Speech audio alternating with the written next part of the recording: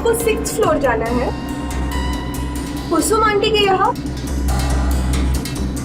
आपको मैंने पहले यहाँ कभी देखा नहीं है।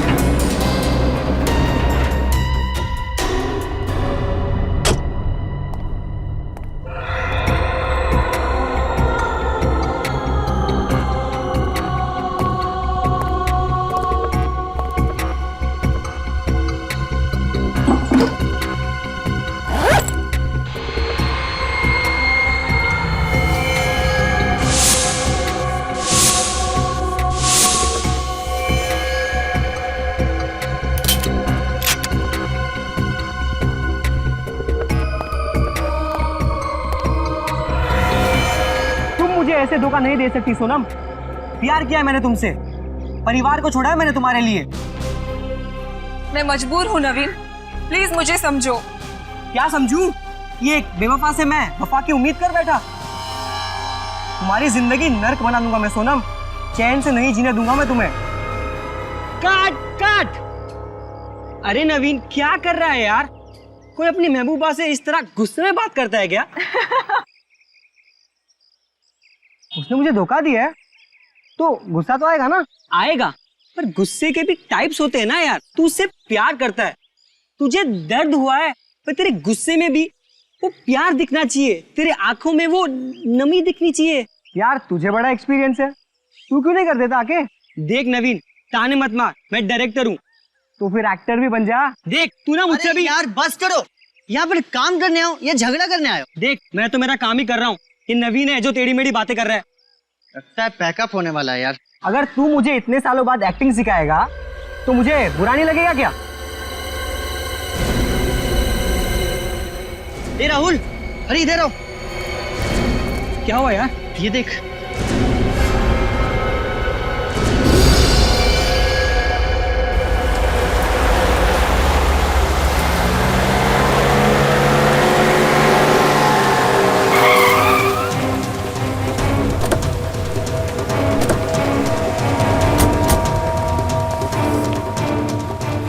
रजत तुम सीढ़ियों से जाओ, हम लिफ्ट से आते हैं। हाँ?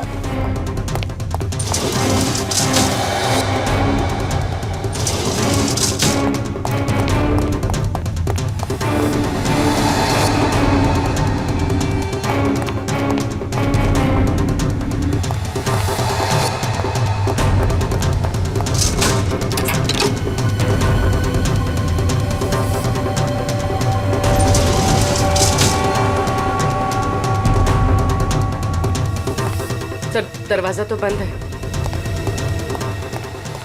खोलो, ट्राई करो। रजत खोलो जरा, और होशियारी से, अंदर पता नहीं चलना चाहिए।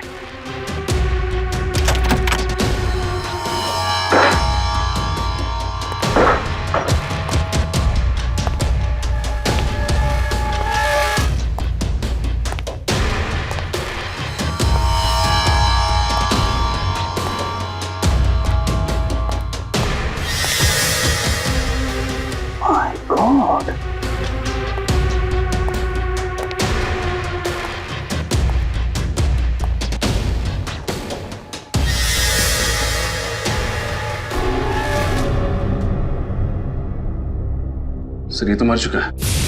डर कोई किसी ने मार दिया सर, लेकिन जब मेन डोर अंदर से बंद था तो खूनी घर में घुसा कैसे?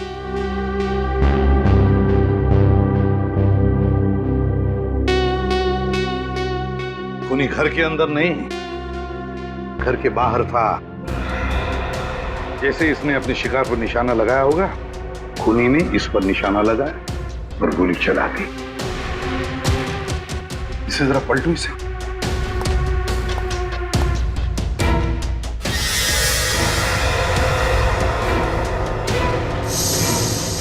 गोली तो आर पार हो गई। अगर गोली आर पार हुई है तो गोली कमरे के अंदर ही होनी चाहिए। गोली ढूंढो जरा। सर सर एक बात समझ में नहीं आ रही, बच्चों ने हमें बताया था कि उन्होंने इस आदमी को यहाँ खिड़की पर खड़े हुए देखा है। तो अगर इसे बाहर से गोली लगी, इसे ऐसे गिरना चाहिए, मतलब इसके पैर खिड़की की तरफ होने चाहिए, लेकिन ये तो उल्टा गिरा। इसका सिर खिड़की की तरफ है।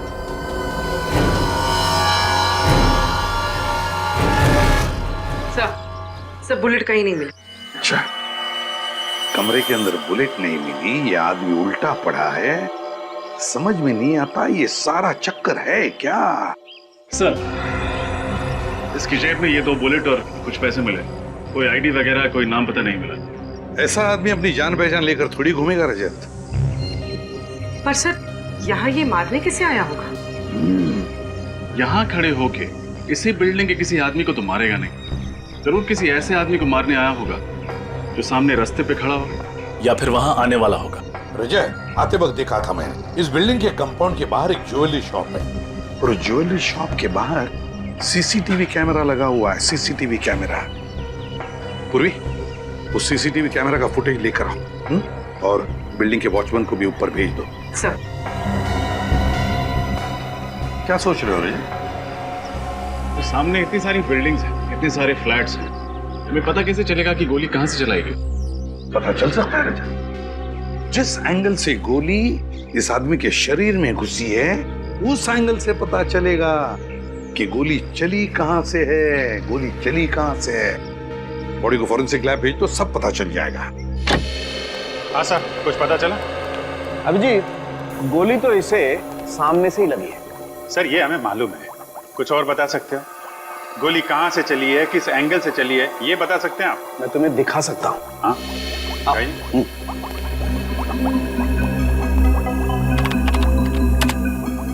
ये देखो, ये इसकी छाती पर सामने की तरफ जो घाव है, जहां से गोली इसके शरीर के अंदर घुसी है, ये ऊंचाई पर है। और ये दूसरा घाव जो इसकी पीठ पर है, जहां से गोली निकली है, ये नीचाई पर है। ऐसे इसका मतलब इसे गोली ऊपर से लगी है और लगभग 28 डिग्री के एंगल से।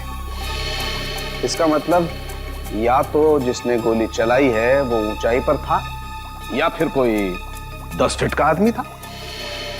10 फुट लंबा। बेटी, तुमने आज तक किसी 10 फीट के आदमी को देखा है?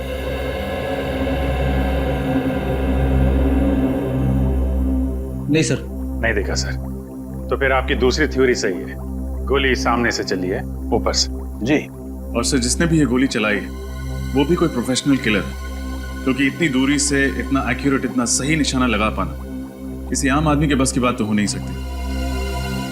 फिर भी रजत, एक बात अभी भी घूम रही है। इस आदमी को अगर सामने से गोली मारी गई है तो ये आदमी खिड़की से गोली लगने के बाद ऐसे गिरता, मतलब खिड़की की तरफ इसका पैर होता और सर दरवाजे की तरफ। मगर हमें इसकी लाश जब मिली तो इसका सर खिड़की की तरफ था और पैर दरवाजे की तरफ। कैसे हुआ होगा? साहब साहब, इसके फिंगरप्रिंट से कुछ पता चला कि ये आदमी कौन है? नहीं, वो पता नहीं लगा, क्योंकि इसके फिंगरप्रिंट्स हमारे क्रिमिनल डाटाबेस में किसी के साथ मैच ही नहीं होते।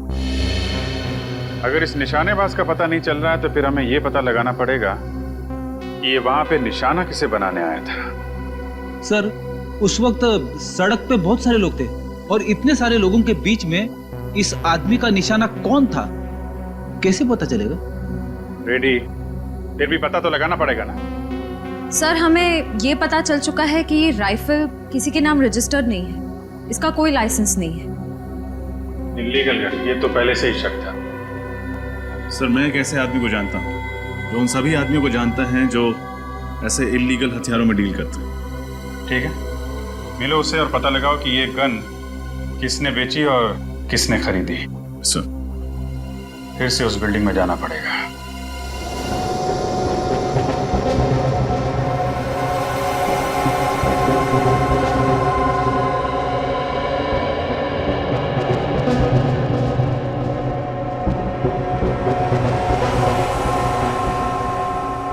बच्चों ने कहा था कि शूटर यहाँ पे ऐसे खड़ा था खिड़की में। अब देखते रहे, जब पता चल जाएगा गोली कहां से चली थी, कहां से चली थी गोली। ये मैनिक्विन में 28 डिग्री का छेद बनाया है ना? Yes sir. और ये लेजर बीम कब लगेगा? ये लीजिए। पूर्वी,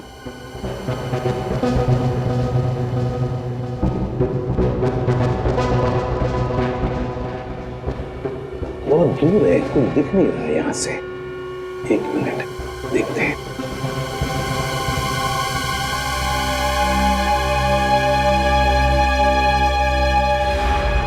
रजत, मिल गया।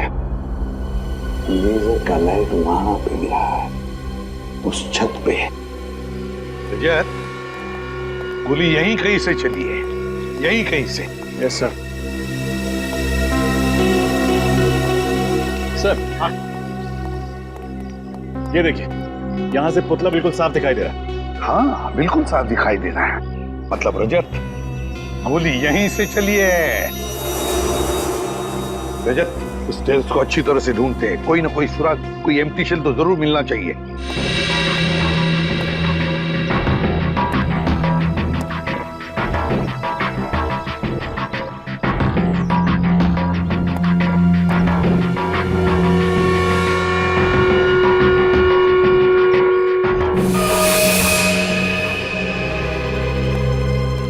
सर, हाँ, बुलेट शेल तो नहीं मिला, लेकिन ये पानी की बोतल और ये खाने का पैकेट मिला है। खूनी का हो सकता है, यहाँ बैठकर इंतजार कर रहा होगा। सर ये इस बिल्डिंग का वॉचमैन। नमस्ते साहब। नमस्ते। ये बताओ, क्या छत पर तुमने किसी को आते हुए देखा, बड़ी सी बैग लेकर? नहीं साहब। तो फिर ये खाने की चीज और पानी की बोतल कहाँ से आई? साहब ये मेरा ही है। कल मेरा नाइट का ड्यूटी था और आज दोपहर का भी ड्यूटी है, इसलिए मैं घर नहीं गया था साहब, यहीं पर आकर सो गया था। तुम नीचे कब गए? साहब यही कोई 10 मिनट पहले। मतलब कि सुबह से लेकर 10 मिनट पहले तक तुम छत पर ही थे? हाँ साहब। अच्छा, और तुमने किसी को भी छत पर आते हुए नहीं देखा? रजत, रजत, कोई शक नहीं, गोली कमरे के अंदर से ही चली है। अच्छा सर, लेकिन आपको ऐसा क्यों लगता है? रजत सोचो जरा, अगर गोली बाहर से, मेरा मतलब है छत से चली होती, तो ये शूटर ऐसे गिरता, मेरा मतलब है सिर दरवाजे की तरफ होता और इसके पैर खिड़की की तरफ। लेकिन हमें ये कैसे मिला? इसके पैर थे दरवाजे की तरफ और सिर था खिड़की की तरफ। मतलब है गोली कमरे के अंदर से ही चली है। यस सर, तभी तो घर के अंदर कोई बुलेट नहीं मिली। गोली उसके सीने में लगी, उसकी पीठ से निकली, खिड़की से बाहर चली गई। एग्जैक्टली, शायद किसी वजह से ये ऐसे मुड़ा होगा और बस उसी वक्त गोली चली। सर जब हम इस फ्लैट में आए तो दरवाजा अंदर से बंद था। सर अगर गोली अंदर से चली है तो फिर चली कहाँ से? वही तो, ये खूनी छुपा कहाँ होगा? छुपा कहाँ होगा? रजत, काम करो, तो इस मैनिक्विन को घुमाओ, ऐसे घुमाओ उल्टा, जैसा पता चल जाएगा गोली चली कहाँ से थी और खूनी छुपा कहाँ था। अब ये जो तुम्हारा लेजर का बीम है, वो छोड़ो उसमें से।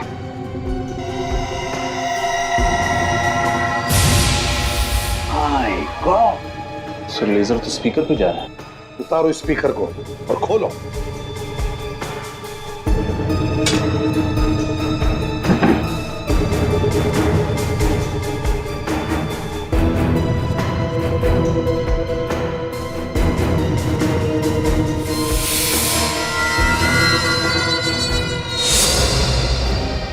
सर इसमें तो गन है। हाँ रजत, गन के साथ साथ एक छोटा सा कैमरा भी, शूटर की हर हरकत पर नजर रखने के लिए। अच्छा, तो खूनी स्पीकर में छुप कर बैठा था। जैसे ही शूटर किसी वजह से मुड़ा, खूनी ने उस पर गोली चला दी।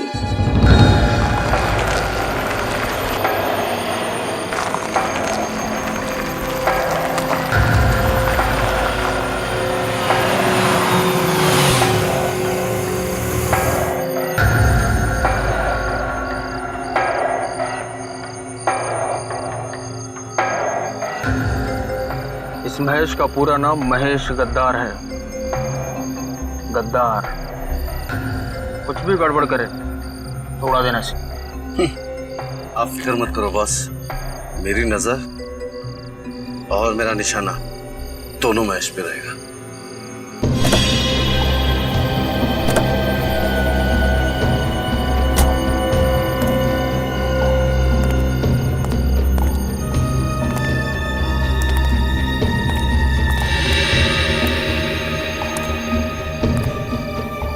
माल लाए मेरा। मैं जुबान का पक्का हूँ महेश बाबू। ताने मार रहा है। जरूरत पड़ी तो गोली भी मार सकता हूँ। मैंने भी हाथों में छुरियां नहीं पहनी, लेकिन गोलीबारी करने का मूड नहीं। चल माल दिखा। पहले पैसे दिखाओ। पैसे दिखा सर। अब क्या गिन के दिखाओ? उसकी जरूरत नहीं है। कम निकले तो बाद में हिसाब करने आता है मुझे।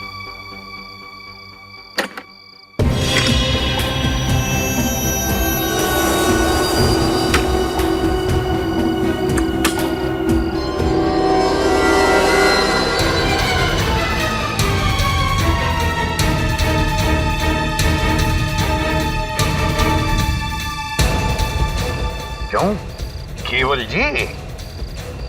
होशियारी नहीं, वरना इस गन के अंदर जितना भी लोहा है तुम्हारी खोपड़ी में उतार दूंगा, समझे? पूर्वी, फोटो दिखाओ इसे।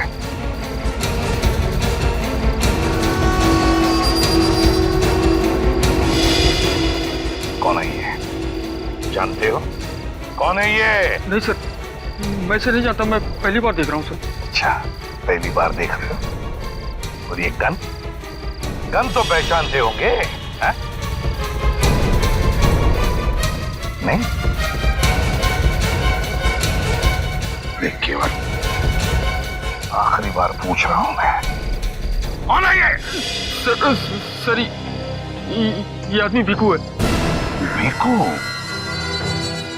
हाँ सर, 3 महीने पहले ये मुझे मिला था। अच्छा, तब मैंने इसको ये गन बेची थी सर। और बताओ इसके बारे में। सर, इसने मुझे खुद कांटेक्ट किया था और उसके बाद फिर मैं इससे कभी नहीं मिला। पहली और आखिरी बार मिला था सर। अच्छा, पहली बार मिला और तुमने गन बेच दी इसे? ना जान ना पहचान, गन बेच दी? हाँ? कहाँ रहता है ये भिकू?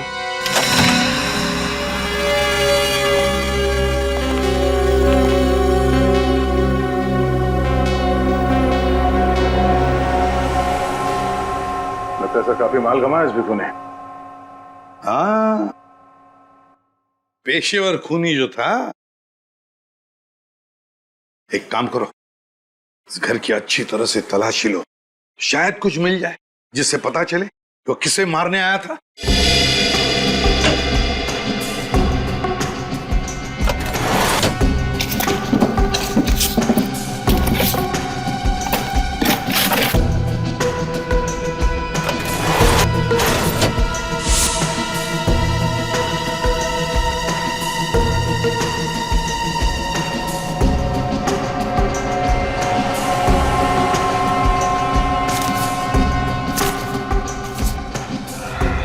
सर, सर ये अलग से 4 नंबर्स लिखे। सर भिकू ने ये 4 नंबर इस डायरी में क्यों लिखे होंगे? नहीं तो इससे पहले कि देर हो जाए पता लगाना पड़ेगा ये चारों नंबर किसके हैं। शायद भिकू इन्हें मारना चाहता था। ये रिग देख के तो ऐसा लगता है कि खूनी ने खुद अपने हाथों से ही फिट किया है। हाँ सर, और ये गन पे छोटा मोटा कैमरा लगा हुआ है। रेडी, इसी कैमरे से तो वो देख रहा था कि गन के सामने कौन आ रहा है। और ये रिग रिमोट से ऑपरेट होता है, जिसके जरिए इस गन को ऊपर नीचे, ये देखिए, दाएं बाएं भी घुमाया जा सकता है। बात साफ है, खूनी कहीं दूर बैठा था और दूर से ही उसने भिकू का शिकार किया। मगर खूनी उस फ्लैट में घुसा कैसे? ये रिग वगैरह लगाने में तो काफी टाइम लगा होगा। किसी ने देखा कैसे नहीं उसे? बिल्डिंग के वॉचमैन से भी पूछा, उसे भी कुछ नहीं मालूम। और सर बीडिंग के मेन गेट पर जो सीसीटीवी कैमरा फिट है उसकी पूरी फुटेज चेक की, लेकिन कोई भी ऐसा आदमी नहीं दिखा जिस पर शक किया जाए। कहीं वो फेस बदल के तो नहीं आया? इलेक्ट्रिशियन, दूध वाला, पेपर वाला, फेस बदल के अंदर आया, ये रिग फिट किया और निकल गया। किसी को शक भी नहीं होगा। कुछ पता चला भीकू को कॉन्ट्रैक्ट किसने दिया था खून करने का? सर भीकू के घर से जो डायरी मिली है उसमें 4 लोगों के फोन नंबर्स मिले। कौन है ये लोग? सर नाम है मनीष, रितेश, विक्रांत और हितान। चारों बिजनेस पार्टनर्स थे। किस चीज का बिजनेस है इनका?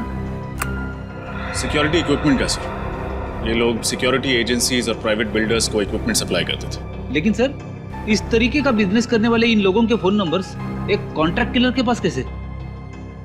या तो इन चारों ने किसी की सुपारी दी होगी या फिर किसी ने इन चारों की सुपारी दी होगी भीकू को। सर एक और बात पता चली। इन चारों में से एक पार्टनर मनीष 1 महीने पहले ही उसका खून हुआ। कैसे खून हुआ इस मनीष का? सर मनीष एक कॉफी शॉप में बैठा हुआ था जब किसी ने उस पर गोली चलाई। पुलिस रिकॉर्ड्स के मुताबिक 9 mm की स्नाइपर राइफल की गोली थी। सर कॉफी शॉप में ही मनीष ने दम तोड़ दिया। स्नाइपर राइफल की गोली? मतलब ये चारों पार्टनर्स भीकू के निशाने पे थे। मनीष को तो उसने मार दिया, बाकी बचे इन 3 पार्टनर्स में से किसी को मारने के लिए उस फ्लैट में घुसा होगा। मगर किसको? सर उसी रास्ते पे जो ज्वेलरी शॉप के सीसीटीवी कैमरा की रिकॉर्डिंग है उसको श्रेया चेक कर रही। शायद कुछ पता चले। सर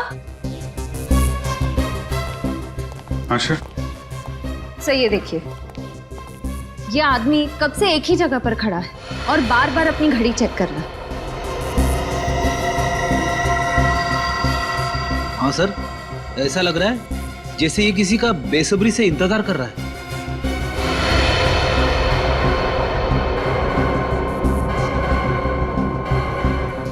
है कौन ये आदमी? जरा जूम करो।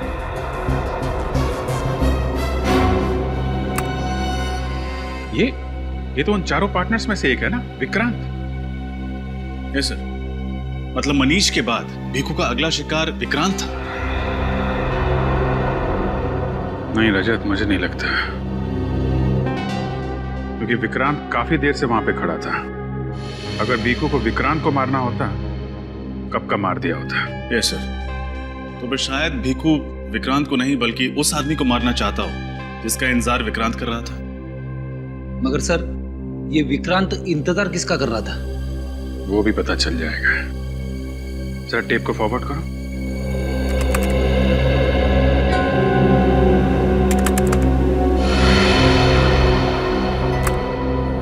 रितेश, ये तो उन्हीं का पार्टनर है।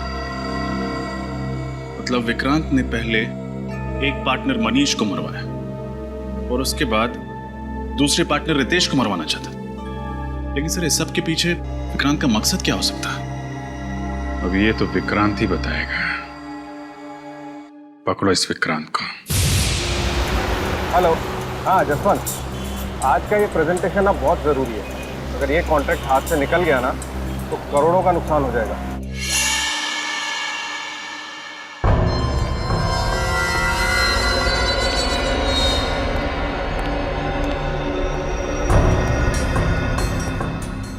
मैं ऑफिस पहुंच रहा हूँ, बस गाड़ी पार्क करके मैं ऊपर आता हूँ।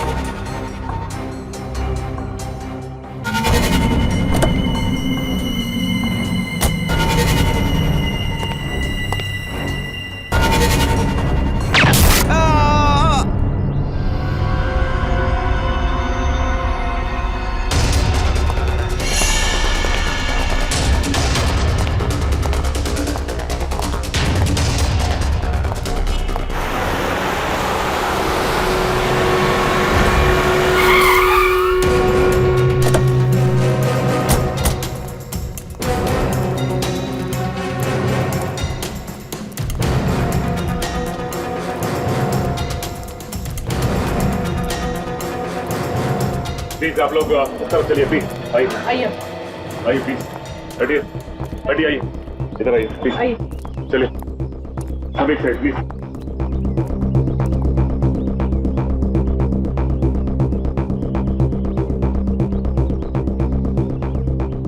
जरा पलटाओ पलटाओ इसे।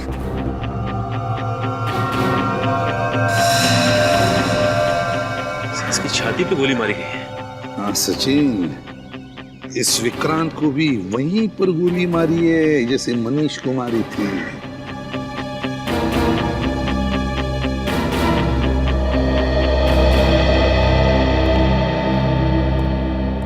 एक बात बताओ, किसी ने कुछ देखा? क्या हुआ ये?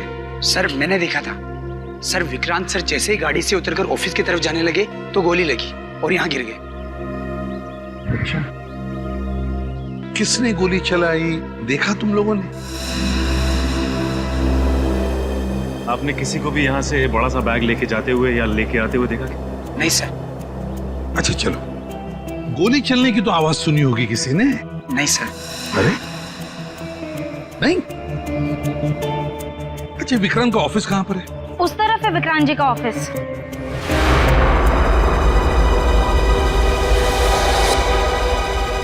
सचिन, गोली तो यहीं से चली है, बिल्डिंग में से ही। अगर बिल्डिंग की खिड़कियां तो बंद है तो जरूर गोली छत से चली है, छत से। लगता है उसी आदमी का काम है, उसी खूनी का जिसने मनीष को मारा है। छत से गोली चली है। एक काम करो, छत पे जाकर देखो, देखो कुछ मिलता है क्या। और बिल्डिंग में जितने भी लोग हैं उनसे पूछताछ करो, पूछो उनसे क्या किसी ने किसी अनजान आदमी को बिल्डिंग में आते जाते हुए देखा है क्या? हाँ? सर हम जिसे खूनी समझ रहे थे उसी का किसी ने खून कर दिया। वही तो हम सोच रहे थे कि विक्रांत रितेश को मारना चाहता है, या तो विक्रांत को ही किसी ने मार दिया। सर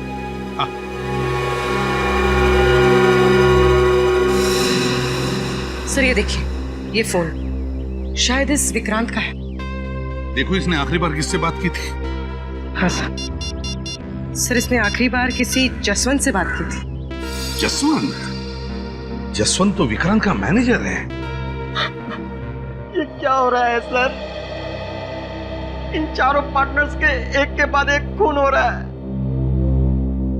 एक बात बताओ जसवंत, विक्रांत इस वक्त ऑफिस में आने वाला था, ये और किस किस को पता था? वो तो हर रोज 10 बजे आते हैं सर, ये तो सारे स्टाफ को पता है। आखिरी बार तुम्हारी बात हुई थी विक्रांत के साथ? जी सर। क्या बात हुई थी? सर वो तो एक प्रेजेंटेशन के बारे में बात कर रहे थे। प्रेजेंटेशन? और कुछ नहीं? जी सर। किसी पर शक है तुम्हें? किसने किया होगा ये? ऐसा कौन हो सकता है सर? मैं किस पे शक करूं जिसने मेरे पार्टनर विक्रांत को मार दिया? सिर्फ विक्रांत ही नहीं, कोई ऐसा आदमी है जो तुम चारों का दुश्मन है। क्या? हाँ, वो तुम चारों को खत्म करना चाहता है। लेकिन सर, मेरी तो ये समझ में नहीं आ रहा है कि हम चारों ने उसका क्या बिगाड़ा है। वो हमें क्यों मारना चाहता है? कल तुम और विक्रांत एक बिल्डिंग के नीचे मिलने वाले थे, है ना? हाँ सर।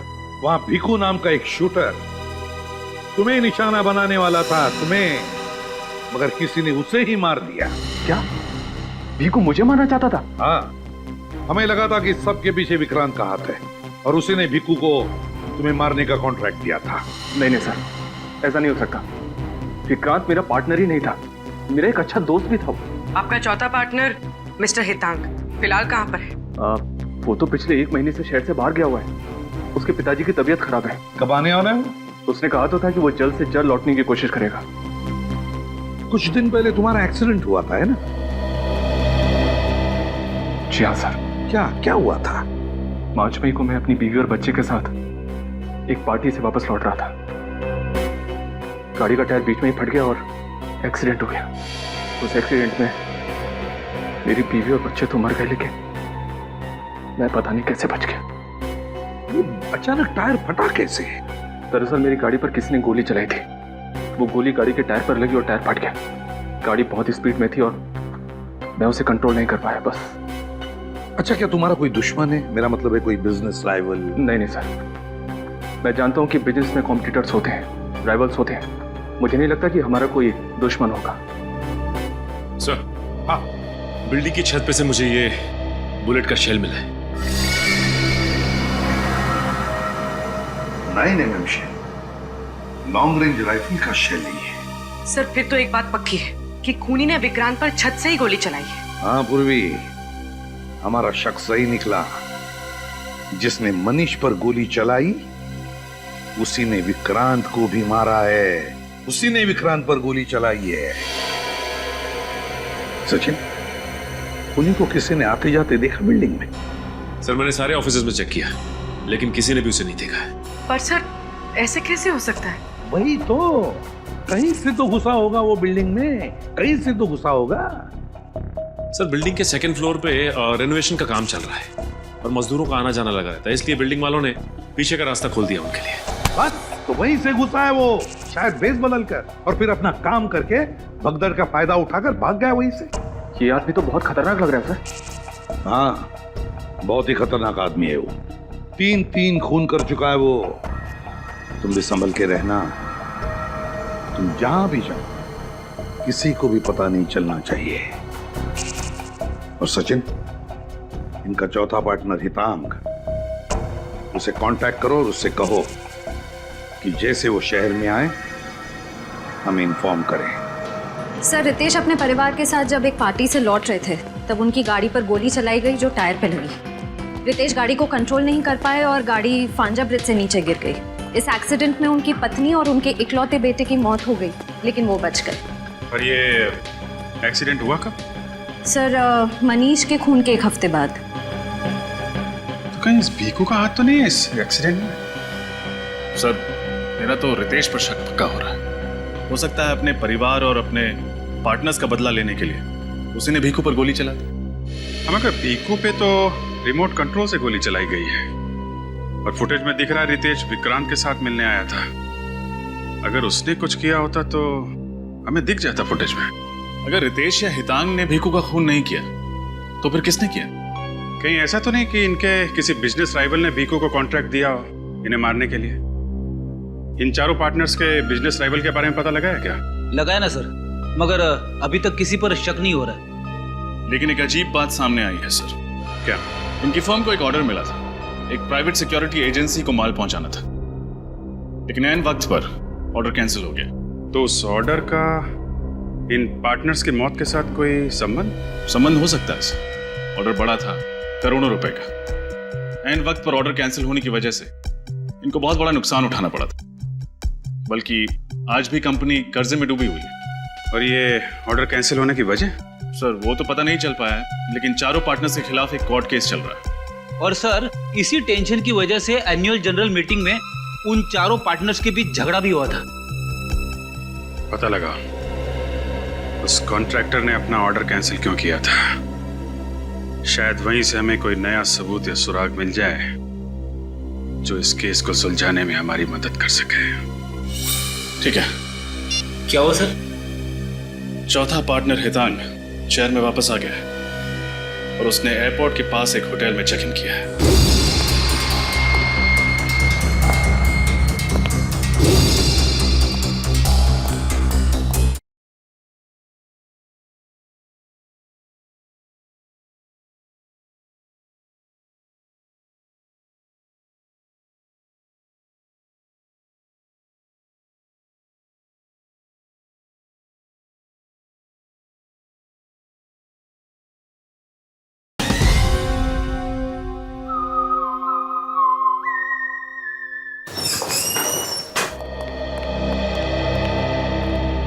सीआईडी आपसे कुछ सवाल पूछने।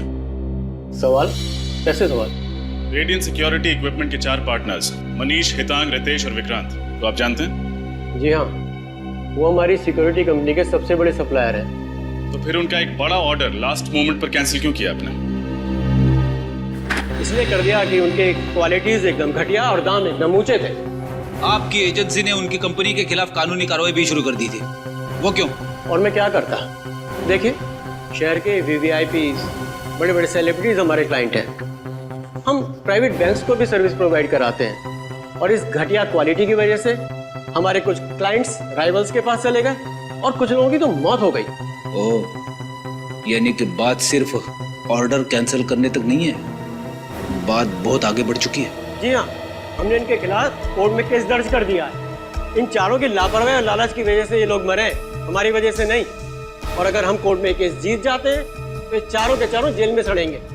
सर ये मामला तो और भी संगीन होता जा रहा है। शायद इसी वजह से कोई है जो चारों पार्टनर्स को मारना चाहता है। अच्छा, कोई और है जिसको ये करोड़ों का ऑर्डर कैंसिल होने से घाटा हो सकता हो, जिसको इतना नुकसान हुआ हो कि वो चारों पार्टनर्स को नुकसान पहुंचाने की सोचे? रेडियन कंपनी को फाइनेंस 2 ही लोग कर रहे थे, हर्षद और शांतनु, और ये डील कैंसिल हो जाने से उन्हें करोड़ों रुपए का नुकसान हुआ था। फिलहाल तो शक की सुई इन 2 फाइनेंसियर्स हर्षद और शांतनु पर आकर अटक गई है। हो सकता है गुस्से में आकर उन दोनों ने इन चारों पार्टनर्स को मारने का प्लान बना लिया। श्रेया, इन दोनों फाइनेंसियर्स के बारे में सारी इंफॉर्मेशन निकालो। सर। हेलो, हाँ बोलो। क्या? ठीक है। क्या हुआ सर? चौथा पार्टनर हितांग शहर में वापस आ गया है और उसने एयरपोर्ट के पास एक होटल में चेक इन किया है। इससे पहले कि वो शातिर खूनी उस पर जानलेवा हमला करे, उसको रोकना होगा।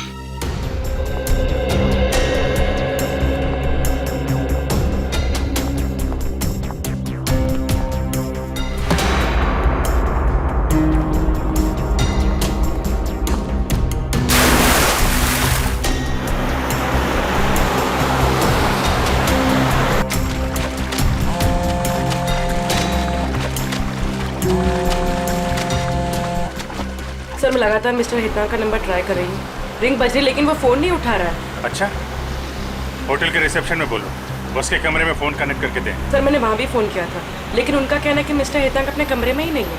कमरे में नहीं? किसी मुसीबत में तो नहीं है? कोई अनहोनी हो जाए उसके पहले हमें वहां पहुंचना पड़ेगा।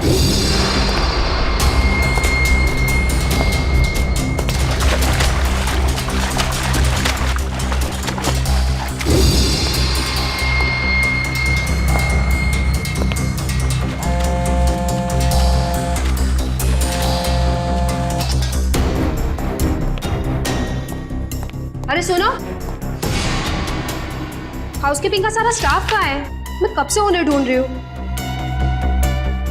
मुझे मन्नू से बात करनी है। मैं तुमसे बात कर रही हूँ। क्या नाम है तुम्हारा?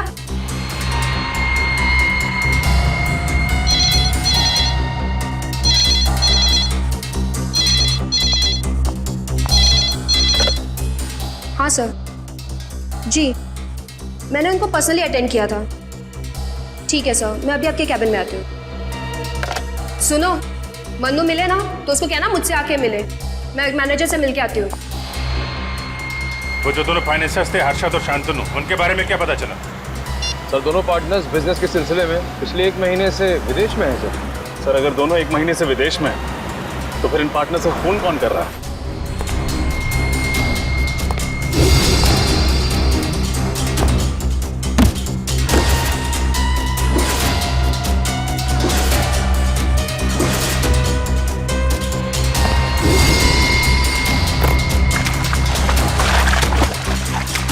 सर, इस बिजनेस डील में 4 पार्टनर्स और 2 फाइनेंसर्स। हम शक किस पर करें?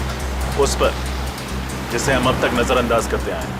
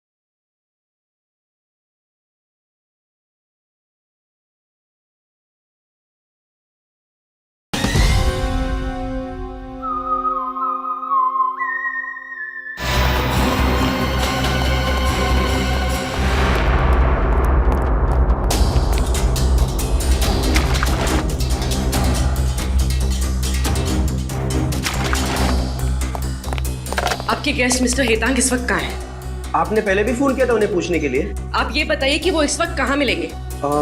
अभी थोड़ी देर पहले नीचे गए, शायद जिम में होंगे या स्विमिंग पूल के अंदर होंगे। हो सकता है रेस्टोरेंट में भी बैठे हों। अच्छा ये फोटो देखो, ये मिस्टर रितेश की है। इनको आपने इस होटल में आते जाते देखा है? हाँ शायद थोड़ी देर पहले मैंने इन्हें होटल में देखा है। देखा है?